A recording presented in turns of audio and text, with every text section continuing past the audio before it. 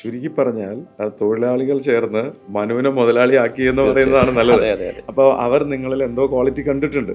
ഞാൻ ഈ ഓട്ടോക്യാഡിൻ്റെ കോഴ്സ് ചെയ്തുകൊണ്ടിരുന്ന സമയത്ത് ഈ പറഞ്ഞ നേരത്തെ സബ് കോൺട്രാക്ടറിൻ്റെ കൂടെ ഉണ്ടായിരുന്ന പണിക്കാർ, അവർക്ക് ഞാൻ ആ സമയത്താണെങ്കിൽ ഇപ്പോൾ സബ് കോൺട്രാക്ടറാണ് ഇവർക്ക് വേജസ് കൊടുക്കേണ്ടതെങ്കിലും ചില സമയത്ത് സബ് കോൺട്രാക്ടർ എന്നോട് കൊടുക്കാൻ പറയും. അപ്പോൾ ചില ആഴ്ചകളിൽ എനിക്ക് പുള്ളി പേയ്മെൻറ്റ് ഇട്ട് തന്നിട്ട് പുള്ളി സൈറ്റിലേക്ക് വരവ് വളരെ കുറവായിരുന്നു.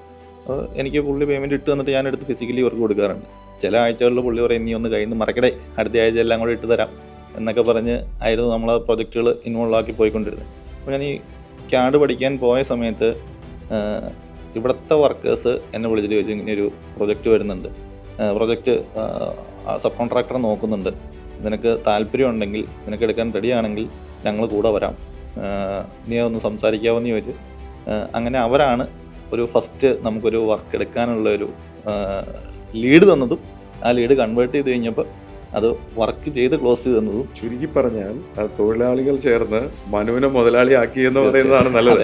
അപ്പോൾ അവർ നിങ്ങളിൽ എന്തോ ക്വാളിറ്റി കണ്ടിട്ടുണ്ട്.